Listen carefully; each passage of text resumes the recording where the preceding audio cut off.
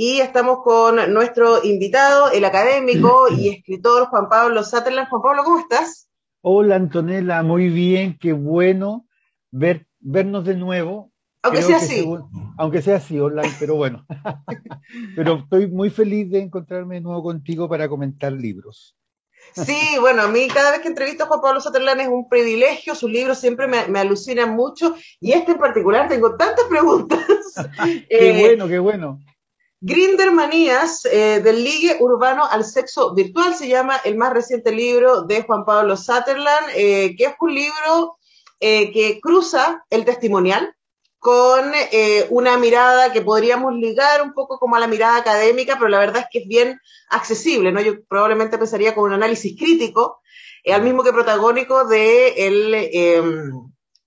¿cómo diríamos?, el fenómeno de la sexualidad gay en Grindr y también cómo eso ha cambiado las maneras de vincularse. Quiero partir, Juan Pablo, tengo el libro lleno de marcas, como ves, pero quiero Qué partir bueno. con algo que tiene, que yo creo que está en el corazón del libro y que tú lo nombras Mm, un par de veces, pero no te adentras y quería mucho preguntarte respecto a eso. Dice el libro, al principio, mm. cuando Juan Pablo está contando su primera experiencia de cruising, ¿cierto? Esto de Sí. sexo casual en espacios públicos. Dice, Mm, ahora que lo pienso, desde la perspectiva del pasado, el callejeo urbano del deseo es una práctica que se puede homologar a un aprendizaje sexual sistemático donde los protocolos se van entendiendo a medida que vamos asimilando señas, muecas, negativas, afirmaciones y una gran semiótica urbana de una comunidad que ejerce el cruising como punto de fuga ante la no legitimidad del cortejo amoroso sexual. En ese tiempo no lo sabía, pero me estaba convirtiendo también en un etnógrafo de mi propio deseo. Creo que para quienes no mm. han leído el libro, esa es una súper buena entrada porque mezcla un poco el espíritu que está, ¿cierto? La etnografía que tú haces propiamente y tu propia exposición, Sí. como sujeto, ¿no? En estas líderes. Mm, Pero aquí hay un tema que yo he conversado harto con mis amigos gay y que es sobre podemos pensarlo como una libertad y mm. como esta cosa tan derecha a lo sexual saltándose el cortejo romántico. Sí. ¿No? Y mi teoría al respecto, y te la pongo para que la Mm, desarrolle, es exactamente lo que tú pones acá y que me pareció muy interesante encontrarlo, que es los heterosexuales históricamente hemos tenido el espacio del cortejo, hemos tenido el espacio para el romance, claro. pero el mundo gay ha sido vulnerado de manera constante respecto a eso e incluso pudiendo estar en la cárcel, además de todo, en Chile hasta los 90, o sea, Sí, sí, es finales muy de los fuerte 90. pensar. Claro, es muy fuerte pensarlo. Entonces, claro, hay esa urgencia de encontrarse con el otro, de que Mm, mm, no tenemos espacio ni tiempo para el juego, para el mm, fair play, para el juego erótico previo. No mm. vamos de una. Eh, Hablemos un poco de eso y de cómo eso se vincula con lo que tú nos cuentas acá. Sí, yo creo que Antonella igual es interesante esa pasada, porque cuando yo empecé este libro, que es un libro que los libros siempre tienen un viaje largo, digamos, pensé que no podía dar cuenta de Grinder si no doy cuenta antes, digamos, del ligue urbano, de cómo se fue articulando el ligue urbano. Y uno llega al ligue urbano de pendejo, de joven, porque ¿dónde encuentras ese deseo que está castigado en la casa, que está castigado en el colegio, que está castigado en la universidad, en el espacio de trabajo? Entonces, en general, no solamente en el siglo XX, sino que antes del siglo XX todas las comunidades homosexuales o todas las comunidades sexualmente minoritarias o castigadas o perseguidas por el poder, tuvieron que encontrar formas distintas de acceso a eso. Entonces, en ese sentido, eh, el, el- ese cortejo que yo digo amoroso que no existe porque nunca existió, nunca fue legitimado, ¿no? Se tuvo que desarrollar o ir a otros lugares. Y en ese sentido, ese espacio, que es la urbe y que es la plaza pública, es un deseo que se practica todavía y se practicó de manera anónima, de manera también siempre con mucho riesgo, pero también ese mismo riesgo puso una especie como de tradición también también de mucha adrenalina en términos de un deseo que era callejero y un deseo que está traducido literariamente en grandes escritores homosexuales del siglo XX. Estoy pensando en Jean Genet, estoy Ujú. pensando en Reinaldo Arena, estoy pensando incluso en Pedro Lemebel, en Manuel Puig, en Lamborghini, es decir, que de alguna manera siempre, y en el cine también, por ejemplo, Fassbinder, que ha trabajado siempre el deseo homosexual, entonces desde esa perspectiva se tuvieron que articular formas o una especie de saber semiótico de la calle, del urbano, para poder vivir esas prácticas con el otro y encontrarse con otro, ¿no? Entonces, de alguna manera, para hablar de Grindr, yo tuve que hablar un poco antes de decir que siempre hubo sexo en la ciudad de una manera anónima, porque ese cortejo amoroso, digamos, que viven los heterosexuales tan naturalmente, es un cortejo amoroso que de alguna manera como prótesis solamente en algún momento se pudo ejercer socialmente cuando surgen las disco gay, cuando surgen algún tipo de evento de sociabilidad donde de alguna manera ahí se puede expresar cierto tipo de cortejo amoroso más protegido, institucionalizado. O sea, yo siempre he pensado que las discos gay son de alguna manera ese espacio adeudado normalmente de la semana que no tienen los homosexuales o las minorías en general, ¿no? Entonces, en ese sentido, creo que ahí hay una clave del libro para pasar a Grindr, que es como saltar es como el año antes y después de Grindr, ¿no? En Claro, términos de lo que el significa la AG. relación. Claro. Ahora, ahí tu respuesta, Juan Pablo, me abre varias preguntas. Y de hecho, yo leí el Mm, libro muy fascinada, mm, tomando notas, tomando cosas también, porque me parece muy fascinante para los heterosexuales el mm. cambio que significó las aplicaciones. Sí, Y esta cuestión que también se dispone están todos estos cuerpos, también funciona la lógica del supermercado, de la que tú hablas sí. en el libro, ¿cierto? Que uno puede desechar y aceptar, etcétera. Mm, Pero de alguna manera me pareció súper interesante cómo se replican estas formas previas, ¿no? Entonces, mm, yo he usado aplicaciones de cita y de alguna manera uno espera que el otro te seduzca y te hable claro. y Sí. hay este juego previo que estamos acostumbrados a ver en el espacio, ¿no? Y Mm, en Grindr se replica la idea del ligue callejero. Es como, mm. vamos, de Sí, una, sí. pudiendo tener el espacio ahí de conversación y de seducción Mm. y de bueno, y que te gusta, etcétera, que no pasa. Cuéntanos un poquito No. respecto a eso. Sí, yo creo que eso es bien entretenido y bien feroz porque, y lo retratas bien tú, Antonella, en el sentido de que todos sabemos que Grindr, cuando uno entra a Grindr, está, entre comillas, va directamente, digamos, al ejercicio, digamos, sexual, ¿no? Entonces, que uno podría decir, bueno, si no existía antes, ¿por qué no se da lo que preguntas tú, ¿no?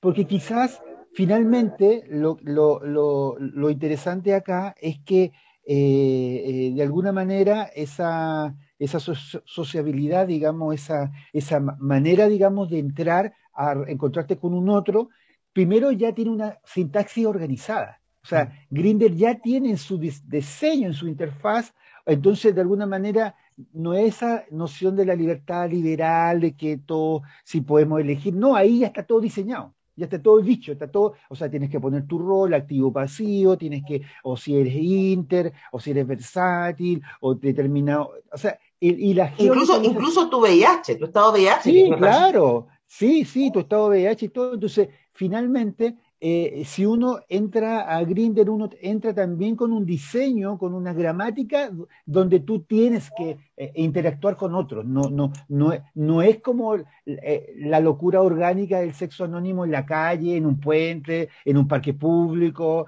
que es distinto, ¿no? Porque que se da de una manera absolutamente sin ningún tipo de dirección, solamente marcado por el deseo y el instinto, digamos, de encontrarte con el otro, ¿no? Entonces, en ese sentido yo pensé también que uno podría decir que es bien interesante que la sexualidad en un momento se haya despegado de pensar la sexualidad dentro del marco familiar tradicional, heteropatriarcal, etcétera, ¿no? Y también uno puede decir que hay una ganancia de que no solamente el sexo tiene que estar ligado al discurso amoroso, también Uh uno -huh. podría decir bien, súper bien. O una pérdida, depende. También, claro, claro, claro, una pérdida. Pero en ese sentido, igual es interesante igual lo que pasa ahí en la perspectiva de que finalmente lo que se produce es una especie de menú y una especie, digamos, de contrato visual con el otro súper feroz, digamos. Entonces, por eso yo también me meto en toda la historia del menú, de los chicos,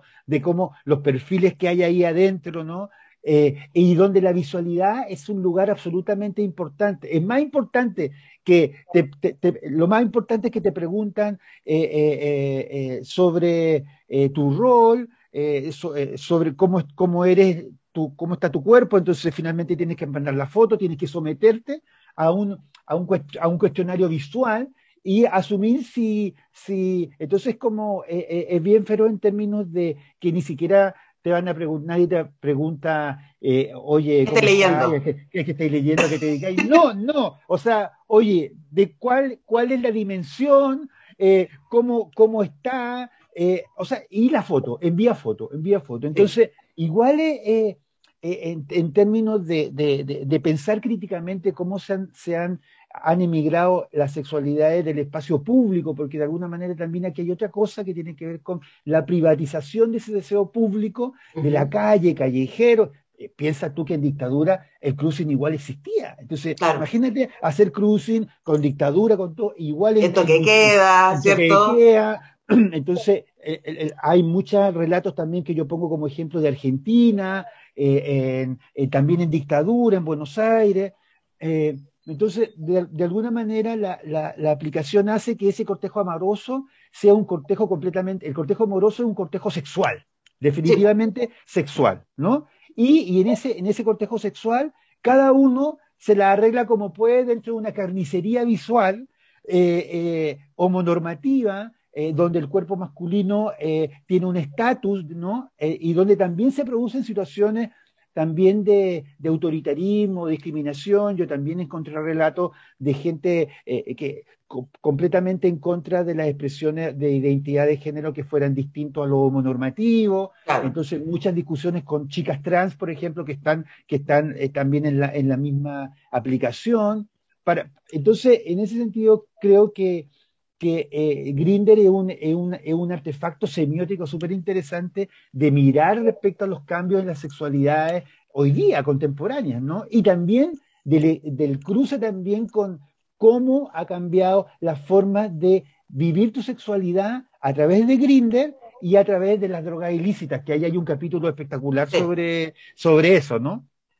Sí, bueno, estamos hablando con Juan Pablo Sutherland respecto a su más reciente libro, Grinder Manías, lo tengo acá publicado por Alquimia, del ligue urbano al sexo virtual, que como decía, es muy entretenido de leer. Mm. Además, claro, ahí uno le puede a uno la curiosidad o el morbo, si ustedes quieren, porque Juan Pablo se expone muchísimo. Incluso hay toda una sección donde ponen los mensajes, ¿cierto? Sí, claro. Que has conseguido, no sé si son tuyos, de alguien más, pero están ahí Mm. puestos.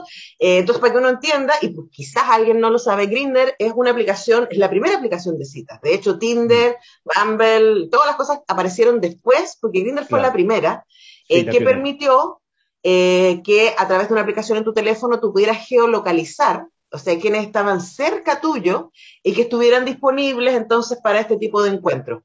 Ahora, tú lo dices también en el libro, me pareció súper interesante, Juan Pablo, esta idea de que también el mundo gay ha sido socializado como hombre. Claro, sí. Y por lo tanto, la instalación del sexo como una urgencia y como una prueba de virilidad Mm. se hace doblemente presente, porque diríamos entonces que en el contexto hetero, los hombres siempre quieren sexo, pero saben que Mm. tienen que seducir para poder obtener sexo. Mm. Y van a querer sexo con alguien que subjetivamente en la construcción cultural de ese momento le parezca atractiva, ¿no?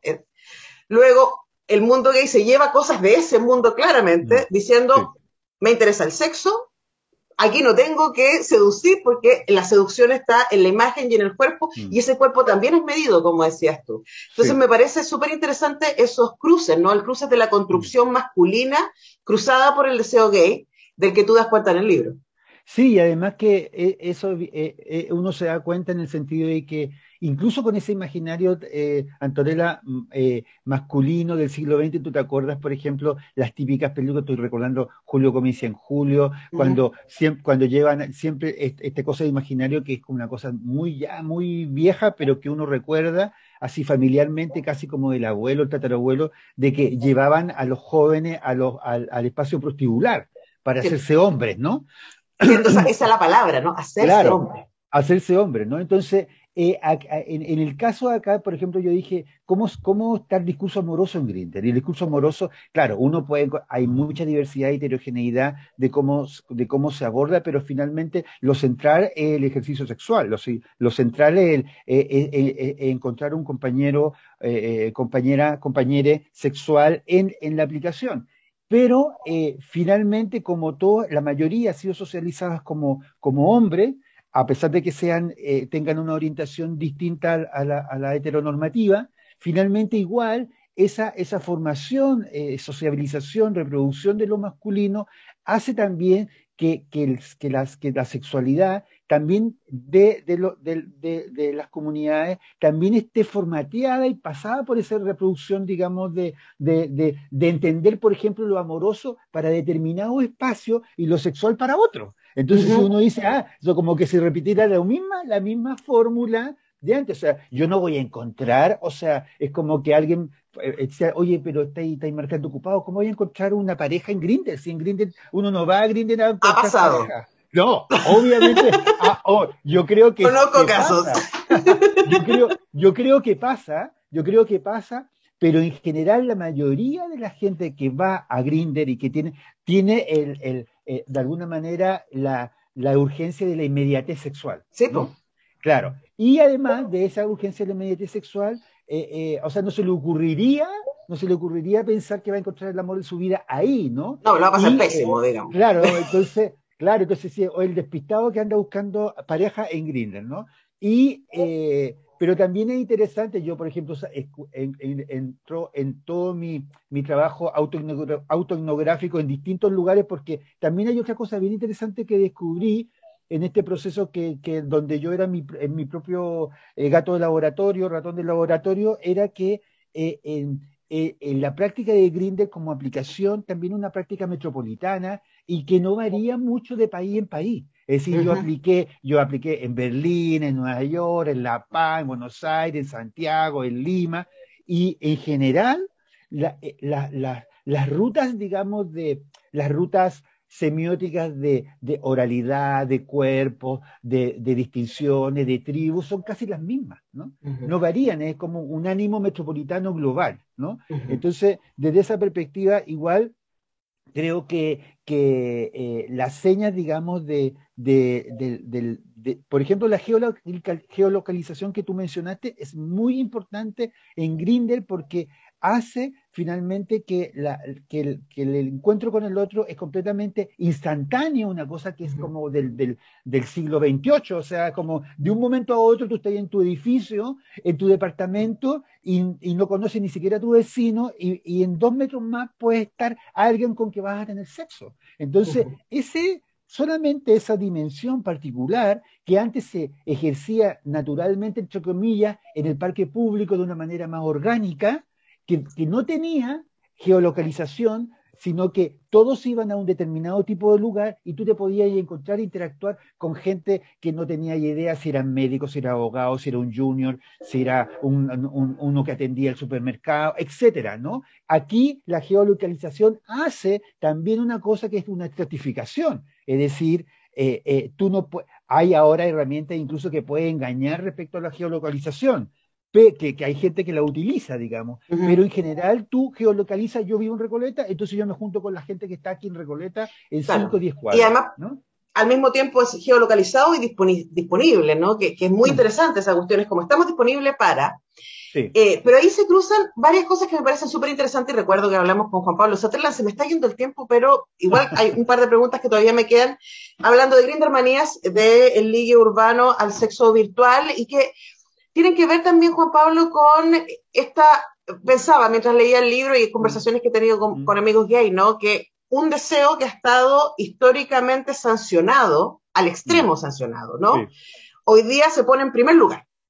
Entonces, sí, esto que no me dejaron hacer y además que tiene que ver también con cómo me encuentro con mis otros, o sea, sí, como claro, el gay radar, ¿cierto? Que me permite estar en un contexto y saber, y sí, también, aquí está la herramienta lista, Jerry Lee está armado, pero también esta distancia súper consciente del vínculo. O sea, esto es para sexo. Y de hecho me acuerdo, hay una parte en el libro donde tú cuentas que estás en Europa en una Sí, biblioteca y de sí, aburrido te hace sí, Grindr y hace match, diríamos, con alguien que está ahí también. sí, Y que esa cita en particular fue muy cita porque sí, había más posibilidades de vínculo, más que sexo de claro, una, ¿no? claro, Y me claro. parece súper interesante también como la tensión de eso, como la búsqueda del no vínculo Mm, y pro cuerpo, diríamos, pro sí. deseo, pro instante, y las tensiones que se producen ahí.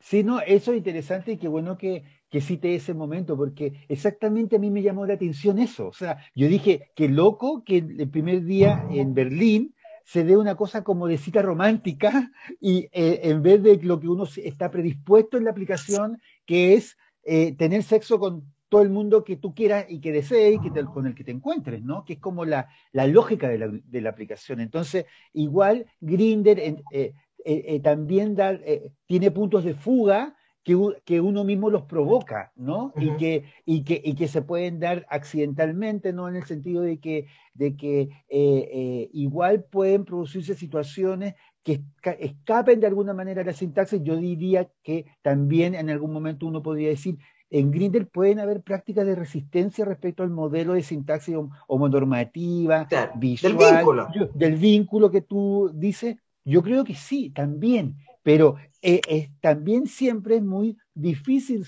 salir de esa sintaxis donde tú ya estás ingresado, digamos, ya Por, es, usted entra y usted se tiene que asumir que es, aquí es eso. súper cultural. No sé si viste una serie que se llama I Might Destroy You, que No, si no, te la recomiendo mucho, una serie ya, que está en HBO, que ya, ganó muchos premios y que el centro es el relato, y de hecho es un relato biográfico de ya, la guionista, directora y protagonista de esta historia que tuvo una situación de violación. Pero ella tiene amigos y uno de sus amigos es un mm, amigo gay, usuario de Grindr, mm, y tú ves como él levanta, listo, se encuentra en la micro, se ya, encuentra en un café sí, claro, y le pasa una situación en donde él llega a un lugar y el chico que lo recibe le mm, prepara comida, ¿cierto? Se sienta con él y este personaje se descoloca y le dice, espérate, pero ¿qué estáis haciendo? Así como, no vine para mm, esto. Y él claro, le dice, no, claro, pero a ver, pero ¿cuál es el problema de conversar antes de acostarnos? O sea, podríamos... mm, me acordaba mucho de esa escena leyendo tu sí, libro porque pensaba que fuerte esta tensión, ¿no? Entre somos mm. humanos y finalmente nos interesa la intimidad, pero al mismo tiempo las aplicaciones nos permiten huir de ella. Claro, y además como hay una especie de programación cultural donde finalmente en esa programación cultural, claro, tú estás asumiendo y diciendo también, y hay muchas prácticas al interior de Grindr que aparecen como muy, entre comillas, de respeto con tu libertad, pero finalmente es una zona de agresiones bien feroces respecto al otro. Es decir, oye, no, yo no tengo nada, no tengo nada contra la gente amanerada, afeminada, pero que no me toquen, no me envíen Uh -huh. fotos, no me digan nada. O sea, es como una negación con el otro, o sea, es brutal, ¿no? Y que O empieza sea, con el cuerpo, ¿no? Además, claro, y porque que empieza con si, el cuerpo, si estás fuera de la obviamente. norma, No, sería. y por eso también fue tan central también en un momento darme cuenta que no solamente pasa con Grindr, sino que hay un capítulo en el libro particular sobre la dictadura de la selfie, ¿no? Sí. Que de alguna manera habla un poco de toda la sintaxis, todo lo que nos obliga, todos nos hacemos selfie, todos, ya tenemos casi como que en el ADN se incorporó la idea de la selfie, ¿no? En un momento del capitalismo digital, pero es interesante cómo esa misma semiótica del yo, ¿no?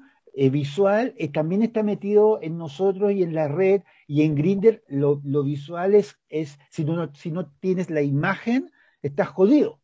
O Y sea, además tienes, es cierta imagen muy claro, específica, porque como esa es tu absoluto, medida de valor, si no estás en claro. ese parámetro, te quedas fuera. Como ven, hay para hablar un montón de Grindermanías, del ligue urbano al sexo virtual de Juan Pablo Sutherland, investigador académico y escritor. Mm. Juan Pablo, gracias por el libro y gracias por esta conversación que obviamente se nos hizo corta una vez más.